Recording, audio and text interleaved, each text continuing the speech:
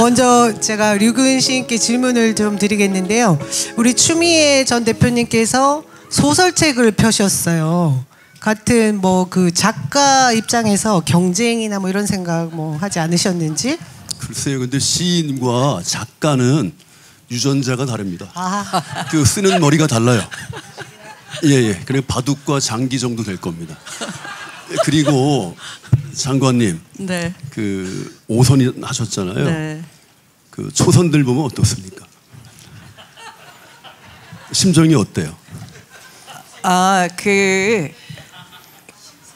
보통 이렇게 보면. 세댁 이런 말 있잖아요. 네. 네. 그러니까 뭐 신입생, 신세 이런 거를 그 이제 초선 때 그 다시 초자로 내가 다시 시작하구나 이렇게 생각했는데 5선 그러니까 이게 무슨 그 작곡가의 5선도 아니고 이제 집에 가야 될 것 같은 자꾸만 5선 그러면 듣기가 싫어요.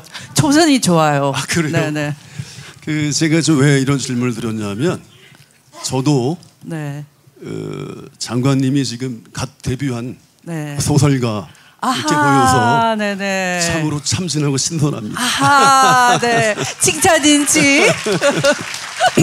여러분 가지고 계신 책 첫 페이지 열어보시면 추미애 밑에 소개가 되어 있는 짧은 글이 있어요. 제가 이 책을 사실 얼마 전에 추 대표님 만나 뵙고 진짜 그 바쁜 시간 중에도 거의 한 3분의 2 이상 훅 읽고 왔습니다. 너무 즐거워서 몰입감이 있는데 제가 굉장히 지역 활동을 바쁘게 하다 보니까 완독은 못했지만 내용을 다 알겠더라고요. 근데 새롭게 안 사실이 우리 추미애 작가가 바닐라 아이스크림을 좋아하시고 네. 그리고 밤에 늦게 막 피자를 드셔도 별로 꺼리지 않으시고 굉장히 특이한 일인데 그리고 새우 여기는 새우 과자란 표현을 쓰는데 새우깡을 또 좋아하신다고 저 처음 알았거든요. 저의 최애 과자 새우깡입니다. 전 진짜 제가 처음 대학을 유학 와서 인천으로 그때 새우깡을 매일 한 봉지씩 먹었습니다. 와 여기서 공통점이 있는 줄은. 근데 저기 질문. 새우깡만 드시나요? 아니지요.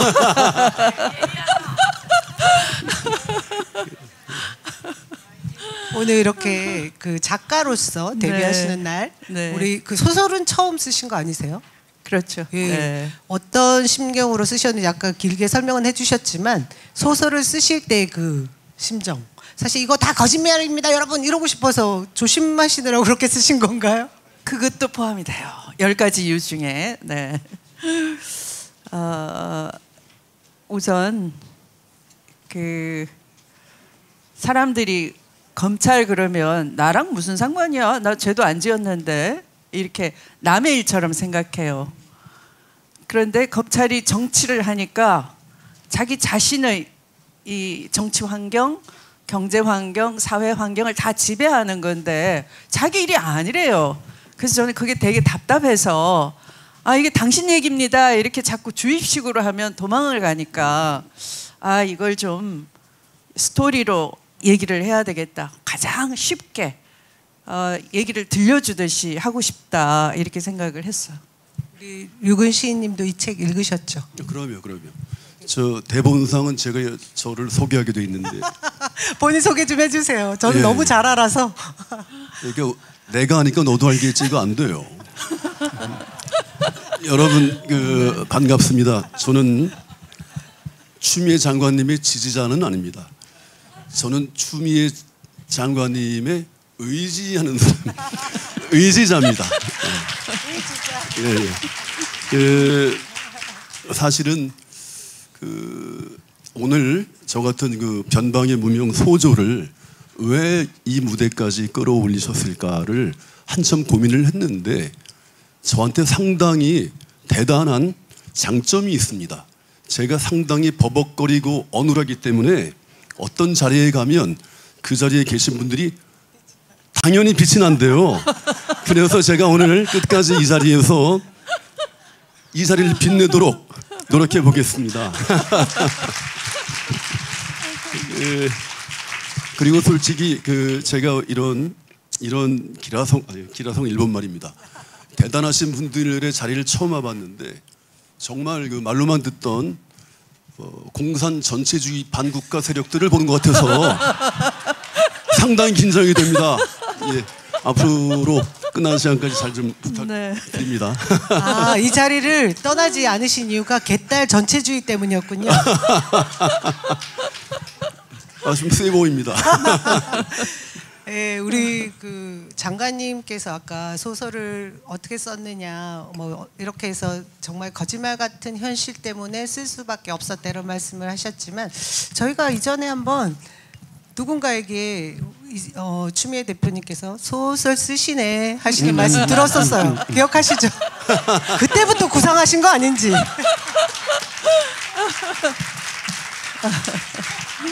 아니, 왜 쟤네들 소설 쓰고 있어? 맞아요. 아니 제가 이 책을 우선 원고를 완성했잖아요. 네, 그래서 이제 그 식구들 보고 엄마가 소설을 썼는데 한번 읽어볼래 이러니까 읽기도 전에 엄마 소설 쓰시네라고 했는데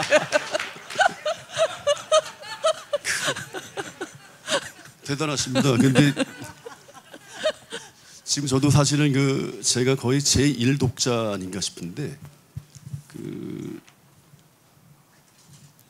며칠 전에 뜬금없이 전화가 오셔가지고 내가 이번에 책을 냈는데 출판 기념회를 한다. 거기 좀 와라 그래가지고 이게 저는 내심 정말 죄송한 편이지만 총선 앞두고 정치인들이 내는 고렇고 고런 고만고만한 뭐 그런 것이겠거니라고 생각했어요. 그런데 장편 소설을 쓰셨다는 거예요. 저는 정말 깜짝 놀랐습니다.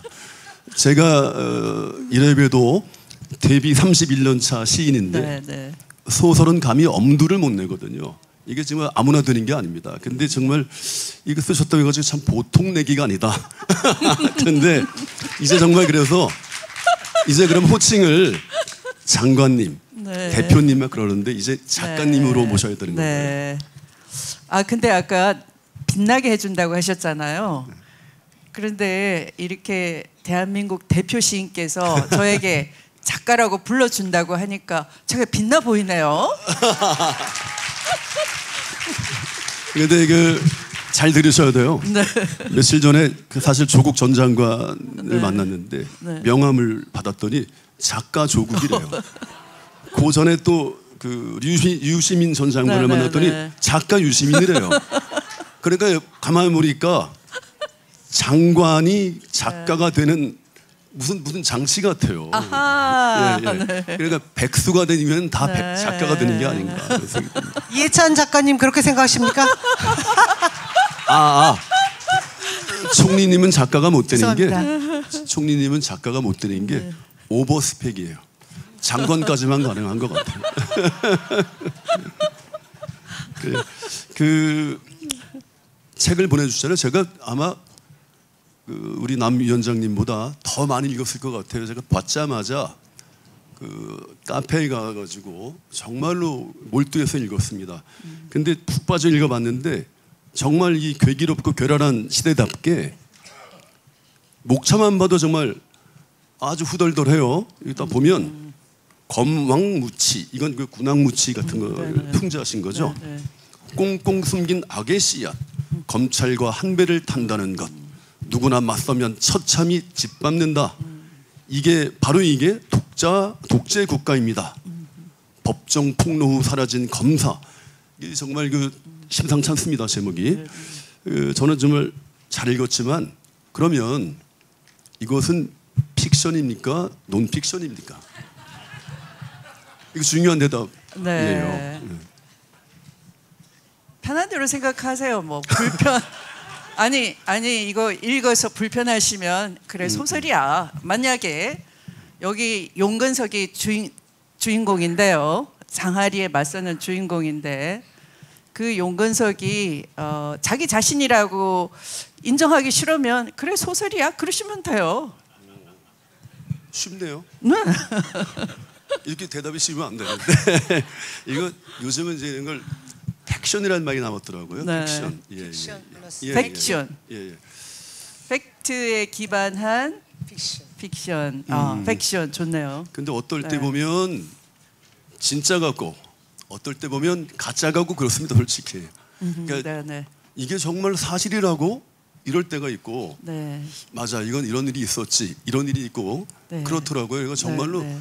상당히 제가 이 신빙 작가 칭찬하고 싶은 게 장르를 참 지혜롭게 선택했다. 아하, 네? 네. 정말로 잘 도망갈 수 있게 일단 구조는 만들어 놓은 다음에 정말 교묘하게 또 치밀하게 네. 잘 썼구나 이런 생각을 했습니다. 예. 감사합니다. 30년 시인께서 이런 말씀을 해주시는데요. 저도 이 책을 읽으면서 제가 오늘 이 출판 기념회 사회를 해도 되겠구나 안심이 됐습니다. 지금 사실은 굉장히 조심스러운 시기인데 그것을 잘 빠져나갈 수 있게 등장 인물들의 그 인물, 이름, 장명이 다 뭐 현실에는 없는 분들이세요. 하지만 다 현실에 있는 듯합니다. 이것이 드라마인가 영화인가 아니면 현실인가 뭐 이런 느낌을 막 혼자서 상상이 되면서 읽어지는 그런 진짜 묘한 책이거든요. 네. 그럼에도 불구하고 여러분 장아리는 소설입니다. 맞죠, 장아리?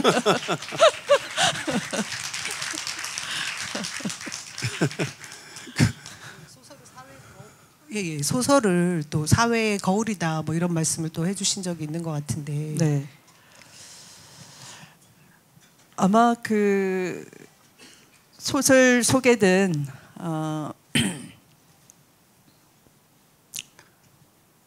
약간 긴장도 좀 있을 것 같고요. 읽으시는 분들께서. 그리고 아마 중간쯤 이러시면 되게 답답하실 것 같아요. 그리고 막 그 스트레스 막 받으실 것 같아요.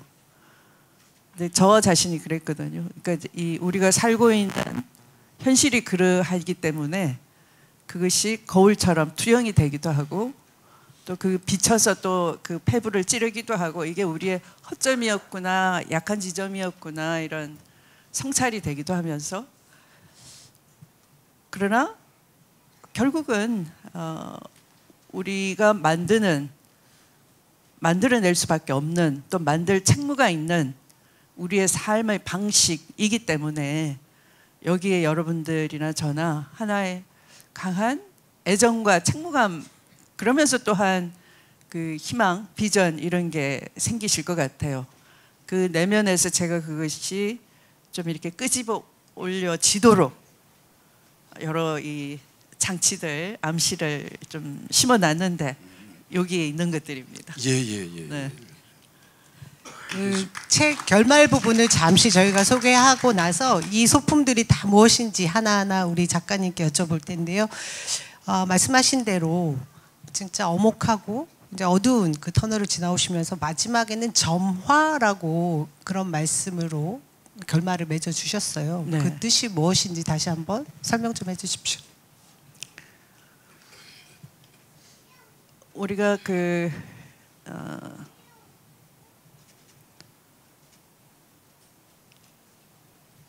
비행기를 타고 가도 옆자리에 누가 앉았느냐에 따라서 우리 팔자가 바뀐다고 하잖아요. 그런데 우리 삶은 서로 연결이 돼 있어요. 그러니까 내 옆에 누가 있느냐, 내 위에 누가 있느냐, 내 아래를 누가 받쳐주고 있느냐. 그래서 이 점화라는 것도 저는 저 혼자서 그냥 갇혀 있으면 만약에 제가 이 상자처럼 이 안에 그냥 있으면 이 상자 속은 어두컴컴하겠죠. 근데 이 상자 바깥은 다 나름의 색깔이 있고 에너지가 다 있어요. 근데 저 혼자서 이 컴컴한 상자 속에 갇힌 채로 부여잡고 있으면 저도 끝이 없을 것이고 또 세상을 보지 못할 것이죠.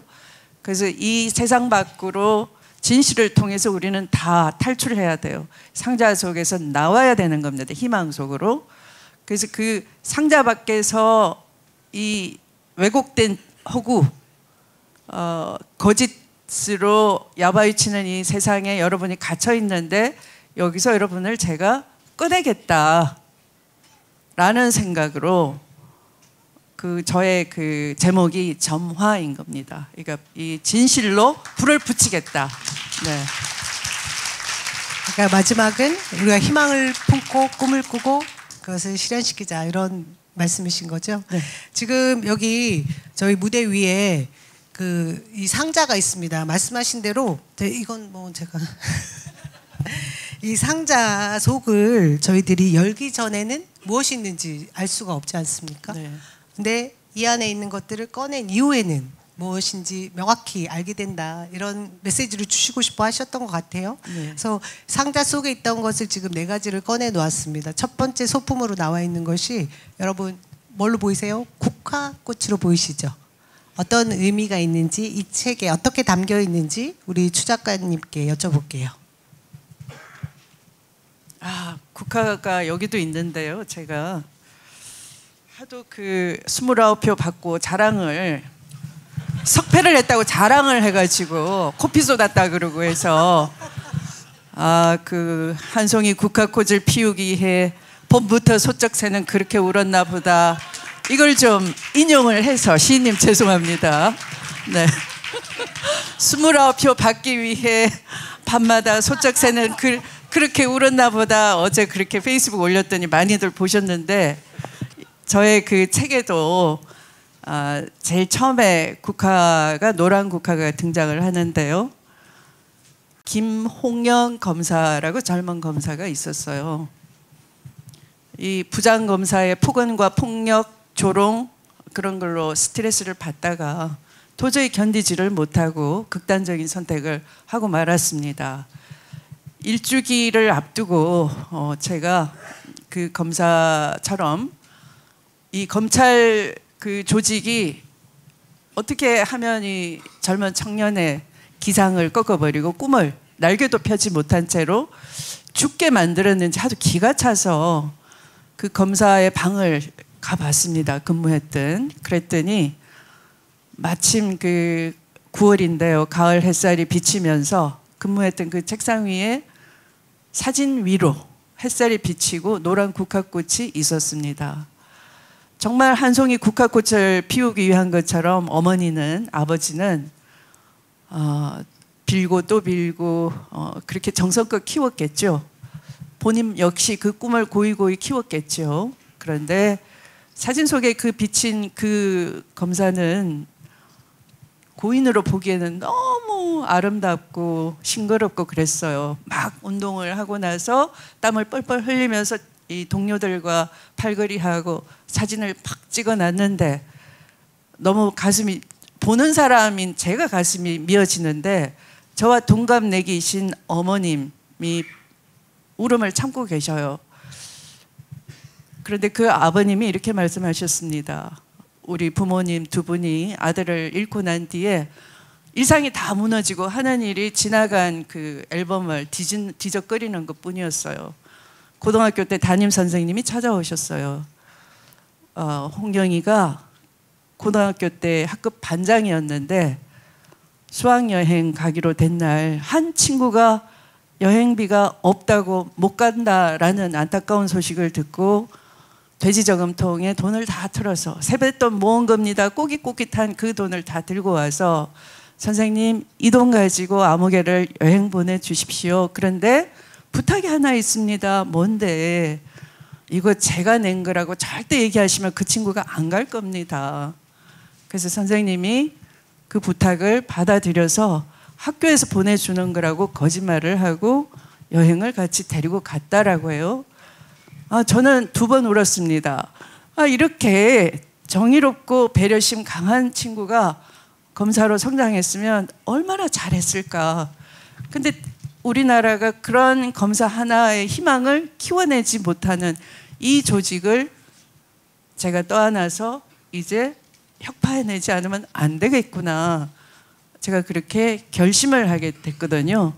그래서 이 국화꽃은 저의 결심, 또 김홍영 부모님의 한 송이 국화꽃을 피워내기 위한 그런 지나간 세월을 상징하고 우리들의 마음이기도 합니다.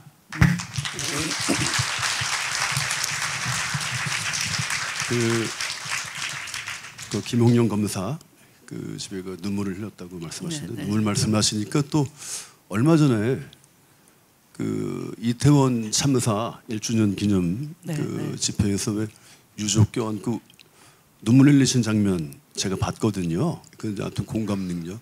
어떤 자들은 159명을 죽였는데도 눈썹 하나 까딱하지 않는데 그들의 어떤 슬픔과 고통에 공감하는 장면 제가 상당히 그 감동받았어요. 저도 사실 그 무렵에 보신 분들이 꽤 계시다고 하는데 그 김어준 겸공에서 추모시를 한번 읽다가 그 눈물이 나는 바람에 다 읽지 못했던 이제 그런 봤어요. 저도 봤어요. 그러니까 우리가 이제 우리들은 이상하게 때를 짓는 거 좋아해요. 청록파, 미래파 막 나오는데 우리는 눈물 동인입니다. 눈물 동인. 우리 눈물파. 공감파 좋네요. 공감파. 네. 여기 다 눈물파신 것 같은데 분위기가.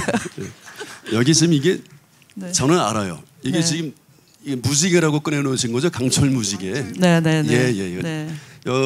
이 강철 무지개가 보니까 자주 나와요. 그 저는 페이스북 패친이다 보니까 그 절정이라는 시, 이육사 선생의 절정이라는 시 거기 보면 이제 어떤 구절이 있냐면 겨울은 강철로 된 무지개인가 보다라는 글귀를 이제 자주 인용하시는데 이 소설에도 나오고요. 이것과 관련된 어떤 뭐 소개해 주실 만한 말씀이 있나요?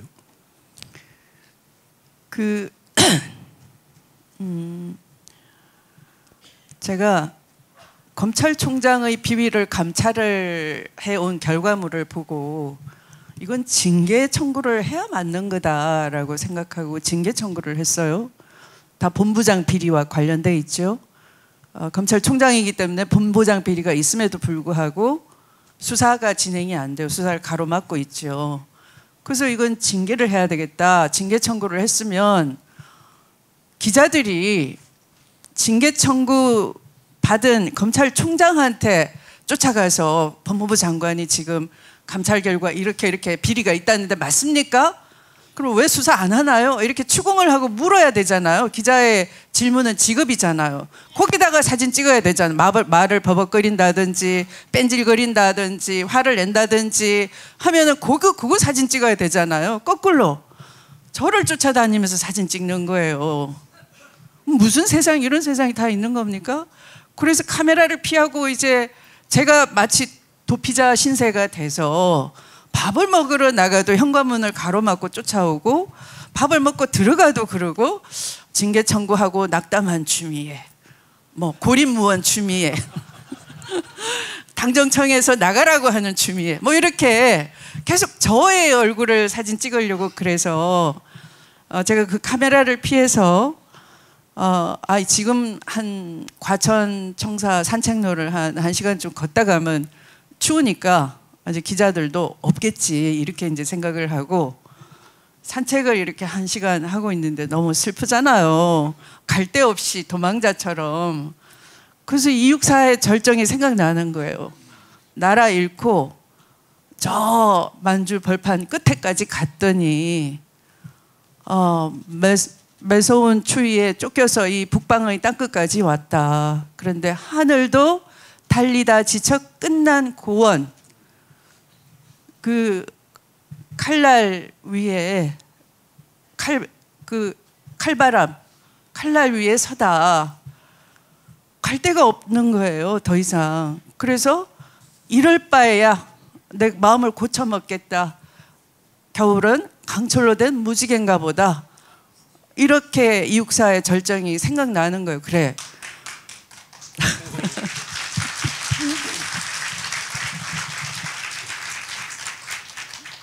그러고 이제 들어갔더니 정말 아직도 여전히 카메라 기자들은 있는데 좀 뻗었어요. 그래서 제가 이제 수행하는 그 여비서 보고 그 친구를 먼저 들여다보내서 걔랑 같이 가면은 걔 얼굴도 알려져 있으니까 눈에 띄거든요. 그래서 야 우리 따로따로 들어가자. 네가 먼저 들어가 봐. 네가 들어갔는데 어그로를 끌고 눈치를 못 채면 내가 좀 이따 들어가면 될 것 같아. 그래서 얘가 무사히 들어갔어요. 그리고 이제 저도 들어갔더니 아무도 제가 장관인 줄 모르고서 그날은 카메라를 피했는데 그게 언제냐 하면 12월 16일이 징계 의결이 이루어지는 날이면 12월 15일인 거예요. 그러니까 이 징계 의결을 받아내고도 징계 청구한 장관은 카메라를 피해서 다녀야 되는 이 말이 안 되는 기가 찬 세상인 거지요. 이게 다시 또 상기하니까 열불 뻗친다. 잠깐만. 그거 아주 말씀 잘하셨어요. 네. 왜냐하면 네. 이육사의 네, 이육사가 네. 필명인 거 아시잖아요. 네. 그 수인 번호 아닙니까? 자기 번호를 자기 그 각인하려고 네, 네. 필명을 맞아요, 이육사를 맞아요. 담았잖아요. 네. 그날이 며칠이라고요? 12월 15일. 이걸 어떻게 해야 되나? 주 1, 2일로 가야 되나? 아무튼 그걸 기억하고 계시는군요. 네, 네. 지금까지. 예, 네. 알겠습니다. 그만큼 참 겨울이 혹독했습니다. 그럼에도 불구하고 저희들이 생각하는 그 희망의 무지개가 강철 무지개였다는 거죠.